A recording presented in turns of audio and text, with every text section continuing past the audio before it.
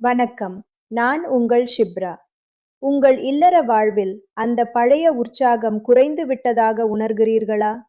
வயது கூடுவதால் ஏற்படும் உடல் சோர்வு உங்களை அன்றாட வேலைகளில் இருந்து பின்வாங்கச் செய்கிறதா? முன்பிருந்த அந்த துடிப்பு இப்போது மங்கிவிட்டதோ என்ற கவலை உங்களை வாட்டுகிறதா? பல நேரங்களில் குடும்பத்தின் எதிர்பார்ப்புகளை பூர்த்தி செய்ய முடியாமல் மனதளவில் ஆர்வம் இருந்தும் உடல் ஒத்துழைக்காததால் எப்போதும் சோர்வாகவே உணர்கிறீர்களா? உங்கள் ஆரோக்கியம் மற்றும் இல்லறம் சார்ந்த கவலைகளுக்கு தீர்வு காண இதோ நம்முடன் இணைந்திருக்கிறார் ஆயுர்வேத நிபுணர். உங்கள் சந்தேகங்களுக்கு முறையான ஆலோசனையை பெற்றிடுங்கள். தினமும் என்னை தொடர்பு கொள்ளும் பல பெண்கள் கேட்பது இதுதான். ஷிப்ரா, உடல் ரீதியாக மிகவும் பலவீனமாக உணர்கிறோம்.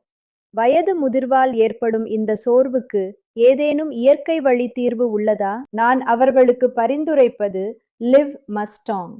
இது சாதாரணமான ஒன்று அல்ல.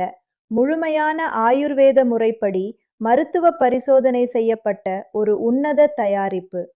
இதில் உலக புகழ்பெற்ற அஸ்வகந்தா, கவுண்ட் விதை மற்றும் சதாவரி போன்ற அரிய மூலிகைகள் அடங்கியுள்ளன. ஆரோக்கியமான மற்றும் உற்சாகமான வாழ்வை விரும்பாதவர் யார்? நம் உடலை பேணுவதில் தயக்கம் ஏன்? இன்றே அழையுங்கள். லிவ் மஸ்டாங்கை உங்கள் இல்லம் தேடி வரவழையுங்கள். தினமும் ஒரு கேப்சியூல் வீதம் முறையாக எடுத்துக்கொள்ளுங்கள்.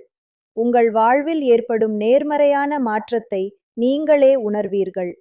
இளம் வயதினர் முதல் முதியவர்கள் வரை தங்கள் உடல் வலிமையையும் மன உற்சாகத்தையும் மீட்டெடுக்க இது ஒரு சிறந்த வாய்ப்பு. திரையில் தெரியும் எண்ணிற்கு அழையுங்கள்.